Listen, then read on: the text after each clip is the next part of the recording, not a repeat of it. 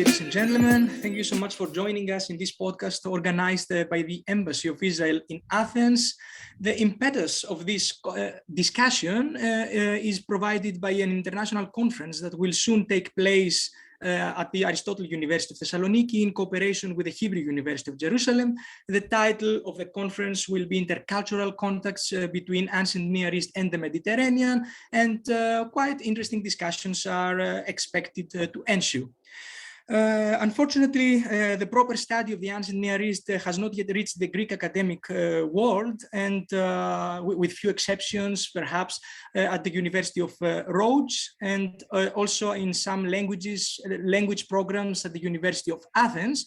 And thereby, one of the aims of the conference is to bring the the modern Greek world and academic world closer to the study of the ancient Near East through the collaboration with a department, with the university, the Hebrew University of Jerusalem, which has one of the greatest and strongest departments for ancient Near Eastern studies in the world. Two of the conference speakers, one from Israel and one from Greece, are here with us to discuss together the cultural contacts between the ancient Greeks and the ancient Israelites during the Hellenistic period and the late antiquity. Mr. Timoleon Galanis is Associate Professor of Old Testament at the Aristotle University of Thessaloniki and will focus more on the Hellenistic material, while Mr. Yakir Paz, a lecturer of Classics and Talmud at the Hebrew University of Jerusalem, will refer more to late antiquity. As for me, I'm a postdoctoral researcher in Assyriology at the Hebrew University of Jerusalem and a Doctor of Theology at the Aristotle University of Thessaloniki. And my research interests include especially cross-cultural contacts in the ancient pre-Christian antiquity. Since the Hellenistic period precedes late antiquity, I was about to start with by asking Professor Galanis, but we have Professor Paz as our inviter, and so I will start by Professor and lecturer Mr. Paz. My questions will be common to both speakers, but each will focus on their respective era. The first question is a general one, and it is about how well informed are we about the relations between the Israelites and the Greeks during the late antiquity? Is there a sufficient number of evidence or sources from that period that inform us about the relations to each other? And could you cite some examples for illustrative purposes? Okay, thank you very much, Asterios, and thank you for inviting me. So I will refer mainly to the period of late antiquity. At that point, when we talk about Greece, we're talking about Greece under the Roman rule. So we're no longer talking about political context as we find actually in the Hellenistic period, let's say with the Maccabees. But at that time, I do think that we have, first thing on a cultural level, a huge impact of the Greek language and culture throughout the land of Israel. We're talking about, by that time, over 500 years of exposure to Greek culture since Alexander the Great arrived in Palestine. And because of that, we find many of the inscriptions from the period I'm talking about, the first few centuries CE, many of the inscriptions, Jewish inscriptions, are in Greek. Many of the rabbis, which is my main focus of research, probably knew Greek. Some of them most probably could even read Greek. We have cities which are very much founded in the shape of a Greek and then a Roman polis. We have Caesarea, which is a mixed city with pagans and Jews, and later on Christians, with all the architecture which is known from the Roman Near East, very similar to things we will find in Greek, the same kind of architecture, the same kind of statues, even temples. The same we can talk about in the northern part of Israel, in Bet She'an, Skytopolis, or in Tiberias or Tzipori. So in all these places we see this is not only, Greece is not a distant place, this is something very present in the daily life of all the people, and which means that Jews would have interacted on a daily basis with the Greek-speaking pagans, would have been aware, as we find in the Talmud as well, to the various festivals which originated in Greece, but are now widespread throughout the empire, and as well to literature, poetry, and other cultural elements. And I would just want to focus on one aspect which is closer to what I study, and that's the impact of Homeric scholarship on rabbinic culture, especially Homeric scholarship, which was developed in Alexandria, in the museum, and the library. We can see later on, even though that starts around the 2nd century BCE, that has a profound impact on Jewish commentaries on the Bible, starting with Philo in Alexandria, who is a Greek-speaking Hellenistic Jew. But later on, I think we can see that the actual beginning of rabbinic biblical commentary, which is different from what we'd find in the Dead Sea Scrolls, is very much impacted by Hellenistic and Greco-Roman approaches to the text, and as well, even the names of certain methods, hermeneutical methods, which they use, as well as literary concepts and rhetorical devices are coming directly from a Greek environment. And therefore, we can talk about the impact goes much broader than just talking about culture, but actually eventually enters the very study of the most holy book for the Jews, the Torah. I should confess that I was not aware of this material and of the impact of the Homeric literature and scholarship to the Jewish material. So it's something very interesting. Turning now to Mr. Galanis, the same question applies to you about the Hellenistic ages. How well informed are we about the relations between the Greeks and the Israelites during the Hellenistic period? Thank you much for this invitation, Αστέρη. First, I'd like to give an overview of the topic about the sources. Sources are the most important factor of the historical research, and the distinction is usually made between primary and secondary sources.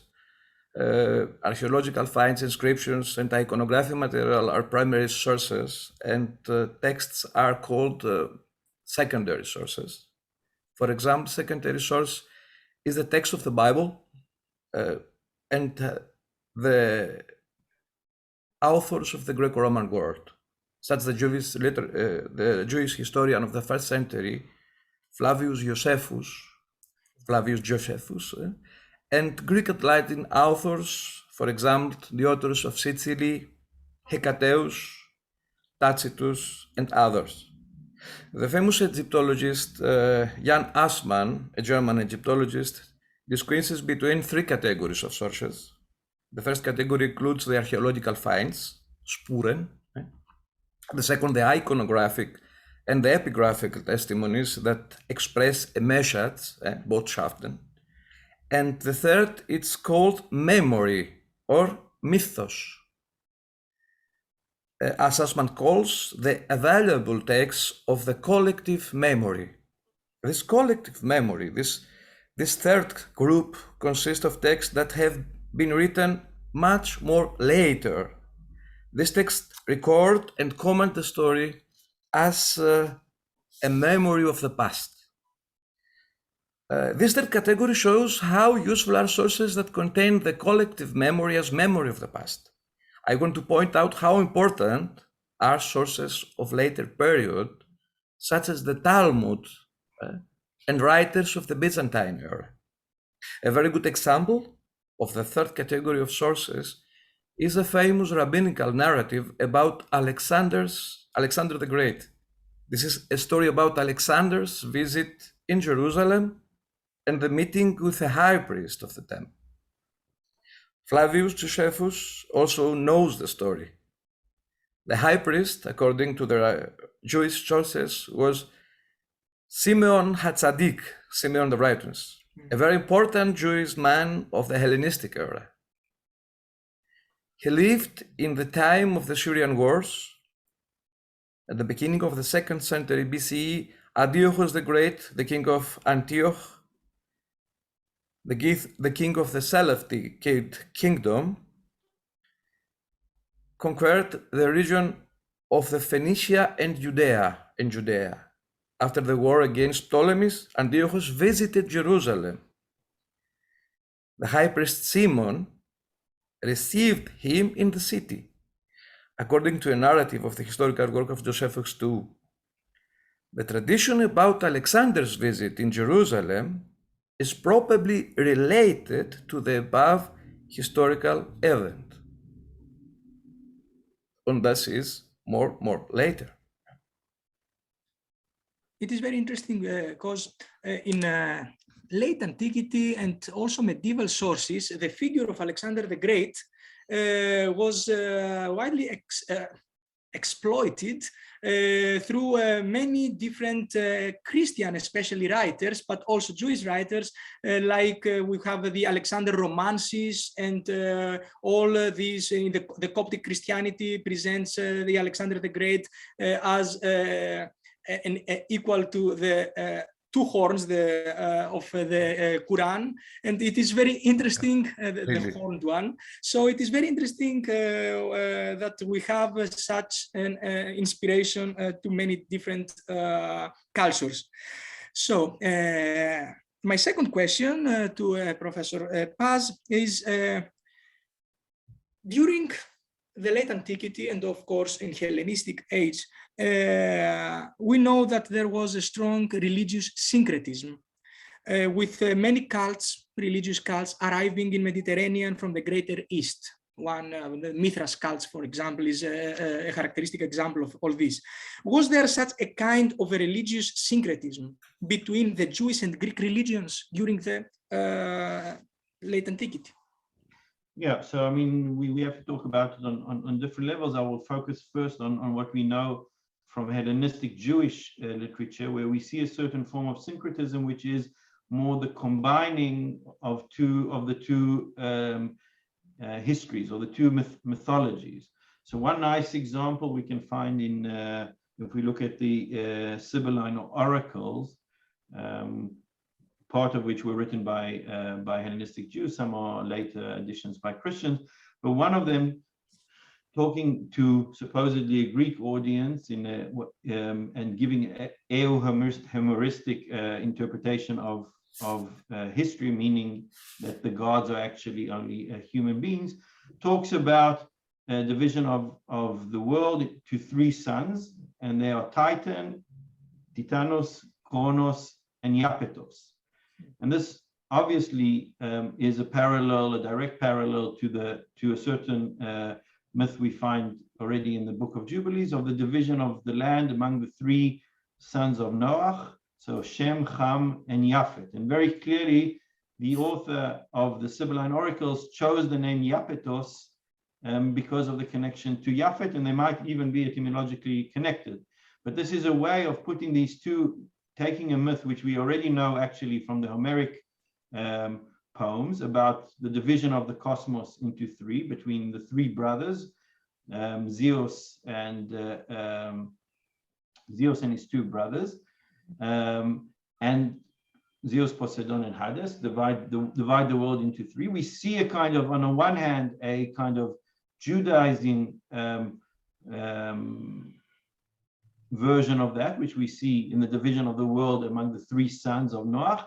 And then that again is taken up by a Hellenistic Jewish author and putting it back into the Hellenistic or the Greek mythology. So we see this kind of intercultural, in this case, we see going back and forth. So from most probably a very early Mesopotamian tradition about the division of the world into three, that moves into Greek culture, the division between Zeus and his two brothers, that moves back to Jewish mythology about the division of the world into three of the Noach brothers, and then that again is taken up on a Hellenistic kind of version, which puts it into supposedly three mythological personalities.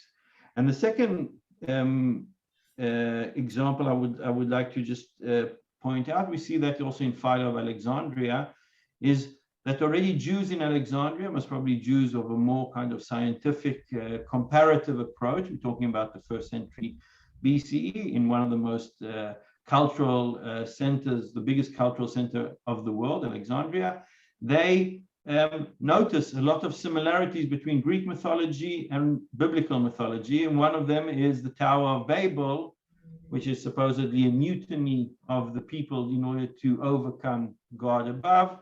And that they compare to the mutiny of the Titans, who put 3 mountains, one on top of the other. So we see this kind of fusing of histories, this idea of what we think is modern, of comparative mythologies, of seeing the similarities. This was already noticed very much by Hellenistic Jews, and they actually try to synthesize the two traditions, the two mythical traditions. It's very interesting. And also 2 years ago, I was reading for research purposes Moses Khorenatsi's Armenian history, and it's very interesting that he takes this three-parted division of the world, and also he speaks about Yapetostre, which is the Yafeth, and it's very interesting that this was a fecund area for cultural intercultural contacts. And now to Professor Galanis, the same question concerning the religious syncretism in the Hellenistic age, how widespread it was. First of all, the etymology of syncretism is from syn, meaning with, and the verb synkerani, keranimi, mix. The noun is krasis, mixture. That's very interesting. Yeah? This kind of mixing of elements appears in the Hellenist world through linguistic unification. We have unification through the Greek language. For example, the gods of the sky and the storm gods in Syria, Palestine, Asia Minor and Mesopotamia, namely Teshuv, Hadad, Baal, were named after Zeus, and or later the Latin Jupiter. This is an art of the interpretatio Greca or Romana in the Roman time. Something similar could not be done in Judea because of very specific reasons, religious reasons. Such an attempt by the Syrian king Antiochus Epiphanes and a party of the Jewish elite failed and was overthrown by the Maccabean revolt. In the Hellenistic era, the Jewish religion has a very stable principles. The most basic points are the belief to the one and only real God, and the fact that there is no idol in Temple of Jerusalem. Prohibiting the pronunciation of the divine name also worked against any syncretism in religious. These 3 points are understated in the Hellenistic world as the absolute differentia specifica of the biblical monotheism from the other cultures and the other religions of the Hellenistic world. This point, of special religious customs of the Jews, is not by several writers of the ancient world, and some of them speak about a nation of philosophers. We have here a people of philosophers. Yeah? The belief in the one and only real God, the absence of a divine name, as well as the absence of a cult statue, are very important points for the philosophers of the Hellenistic world, especially the Stoa, the philosophers of the Stoa. These 3 elements are dominated in the philosophy of Xenophanes of Colophona, from Colophona. Xenophanes was very famous thanks to his criticism against the pagan religion. The philosophers of the Hellenistic era had the opportunity to meet a people who practice a religion with philosophical ideas. It's very interesting. The respect for this religious tradition is the meaning of the narrative about Alexander's visit in Jerusalem. This is a very positive text. First, it's a peaceful meeting between the 2 people, between Greeks and Jews. Second, the king accepted this differentia specifica of the Jewish religion. He worshipped the one and only real God in Jerusalem and honored the high priest of the God.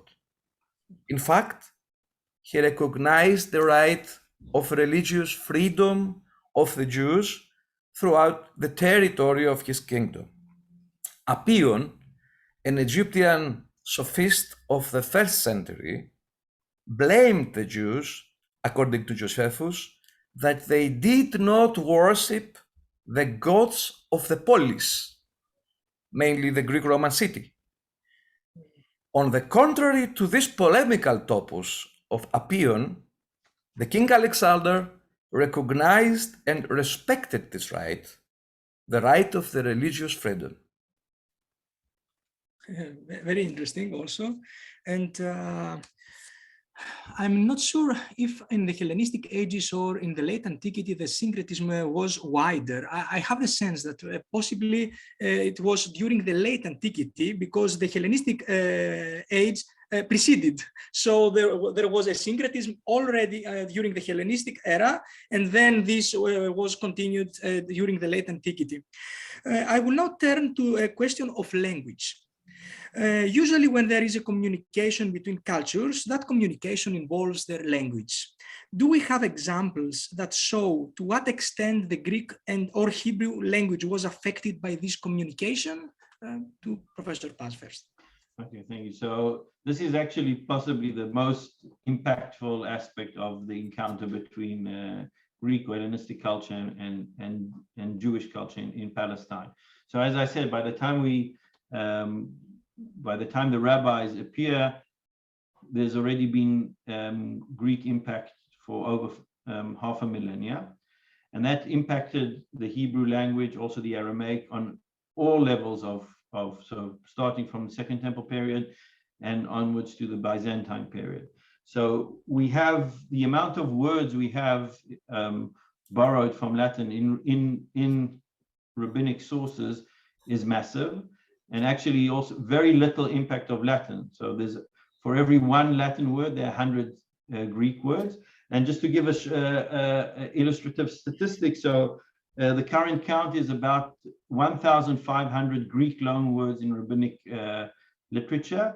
And one has to think that the vocabulary of rabbinic literature is very small. So we have about, let's say, 13,000 words or entries in the dictionary. So almost 12% of rabbinic Hebrew comes from Greek, and this is on all levels. So it has to do with technology, obviously, with military, with just bureaucracy on all levels, and some of them have even become completely internalized, and they are just are used as Hebrew words, and one doesn't even notice them. So we're talking about a massive impact, much bigger than we'd find, let's say, Persian words in Babylonian. So over 10% of the vocabulary is Greek.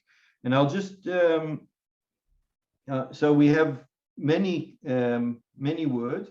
It even goes to the most basic structure of the language. If we take the very common Greek word Allah, which means rather or but, which is the basis of a lot of the Greek dialectical structure of sentences. So not this, but that.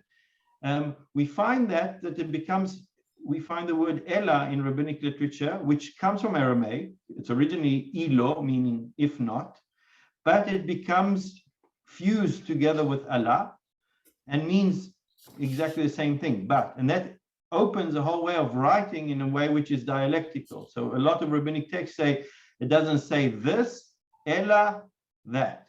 So we see how a word which originally was an Aramaic word, because of the complete similarity to the Greek word, shifts. But the shift is profound, because it's a shift also in a dialectic way of thinking.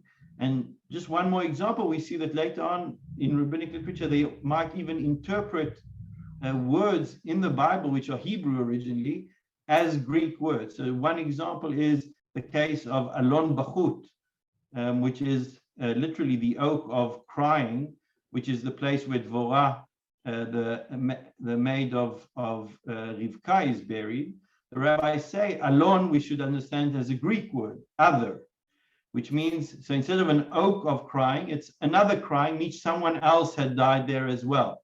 So we can see that they will even interpret Hebrew words, biblical words, in light of the Greek, which shows how internalized the Greek language is by that time. Thank you very much. And Professor Galanis, what about the language during the Hellenistic era? The language is a very important factor. The Hellenistic era was an era with a linguistic unification. The Roman era was an era of political unification. It's another step. It was raised, it's very important for this time, the economic prosperity, the products, and the elites learn the Greek language and imitate the way of life of the royal families and the courts. That was very important in this time. For example, the Asmonean dynasty, so the imitation of the Greek life. The architecture was a very good example too. Thanks to this linguistic unification of the Hellenistic world, there was an intensive study of human knowledge appears for the first time in history. Mainly the urban centers, such as Alexandria, they became centers of study and research. Alexandria was a significant center for the diaspora. The law was translated in Greek for the Jews of the diaspora in Alexandria. Greek-speaking Jews are influenced by philosophy and use philosophy and philosophical methods to talk about their own tradition. For example, Philo, the Jew philosopher, and Andronicus too. There is also a theatric work about the Exodus from Egypt that wrote the poet Ezechiel Tragicus, the tragical poet Ezechiel.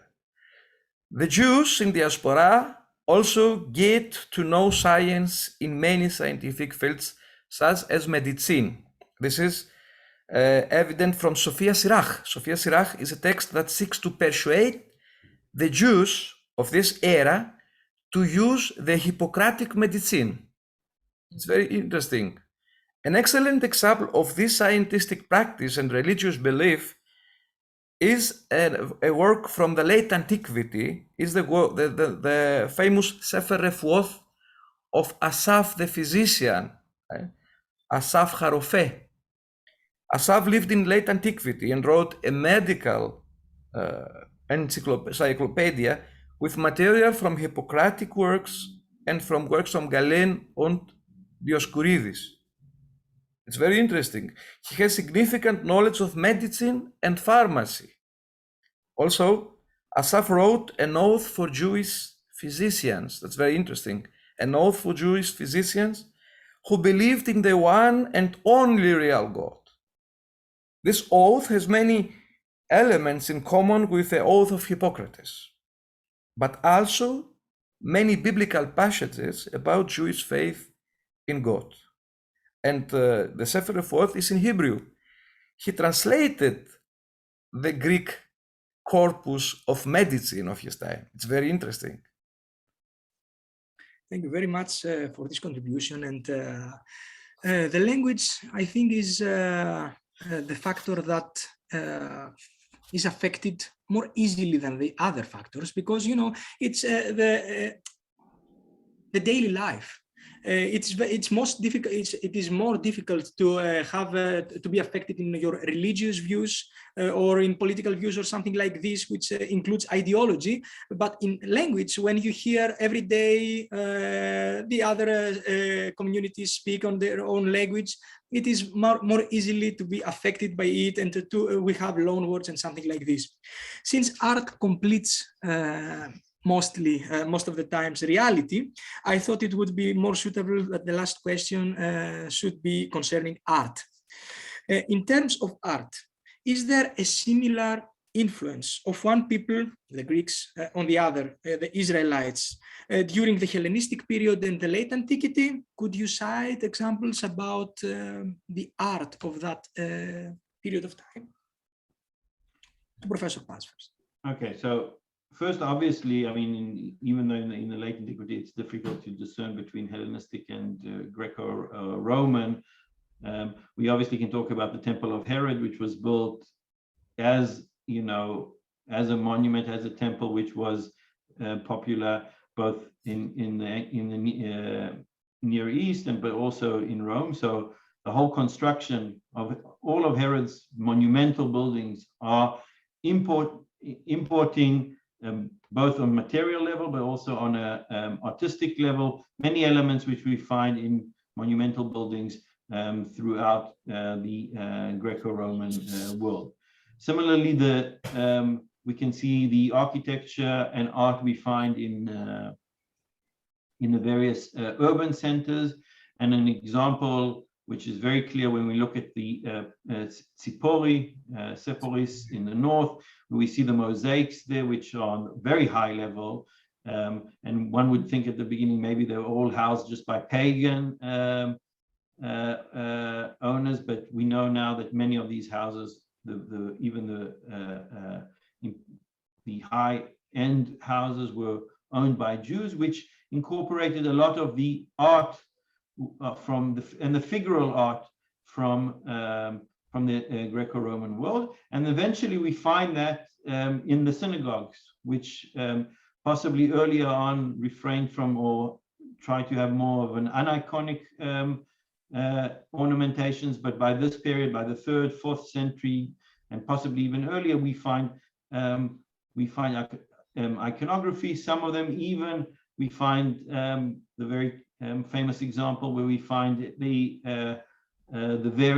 zodiac signs, including Helios with his chariot with 4 horses, in the center of the synagogue, including also inscriptions in Greek and in Aramaic and in Hebrew, which means at that point for many of the Jews, Helios, or the iconography of Helios, is no longer necessarily a pagan symbol of worship of a solar deity, but rather just a way of, this is the way you portray the sun in an interesting way. So we can see how all these elements are eventually land up in the center of the synagogue, even things which would be considered completely pagan previously.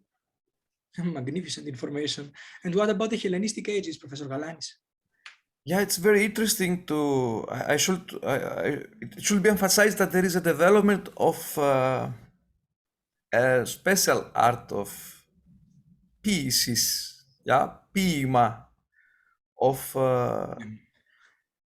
texts that that are poetical, and it's very interesting that this poesy, these pieces, flourished in the Byzantine and post-Byzantine historical period of Hellenism. We have the Jews, they speak Greek, and they take this pieces, ποίημα, and ποίημα is piyut, the same word. The Greek word piyut is ποίημα is piyut in Hebrew. On the right, pieces. And we have texts, and it's very interesting, in the later period, for example, from the Kenizao in Cairo, that are a special kind of the Greek language. We have the Greek language with Hebrew letters, the so-called Judeo-Greek pieces, Judeo-Greek piyutim. And it's important to say that all these Judeo-Greek piyutim continue this old tradition of the Greek-speaking Jews in the Mediterranean world. We have texts from Constantinople, from Crete, from Macedonia, from Peloponnesus, and these communities speak Greek until today, from the ancient times until today, and they have very nice piyutim until today. For example, the community in Yanina or Kerkira and Arta. And the other art of the art is very common in the Hellenistic time is the architecture. Professor Paz has already about this point. The art of the Hellenistic, the architecture and the art in the Hellenistic time is very, very interesting to see that this syncretism. For example, I take an example from the synagogue of Capernaum. We have there a synagogue in the type of basilica. Basilica is the meaning in Hellenistic kingdoms, the meaning of the building of the administration. Yeah, it's a building of the king, basiliki, we say. And basilica was, we have a lot of prayer houses, synagogues in this type of basilica, Beit Alpha, for example. And it's very interesting that the basilica in Capernaum have capitals of the Corinthian type. But in the center of these capitals, we see a menorah. That is syncretism. That is the combination of the Hellenism and the Jewish culture. It's very, very interesting. We have a mixed culture. We have capitals of art of Corinth, they are decorated in a Jewish synagogue with Jewish religious symbols. This is amazing. Yeah. I think that whoever will want this video, this podcast, will learn a whole new things concerning aspects that even for those that study them are mostly. I was unaware of most of the information that you provided. I would like to thank from the bottom of my heart our two guests for the fruitful discussions and also for their future contribution to the international conference. But most of all, I would like to thank the Embassy of Israel in Athens for giving us the opportunity and the impetus for today's meeting. Greetings to all from beautiful Jerusalem and Greece, and have a nice afternoon. Thank you very much. Thank you very much.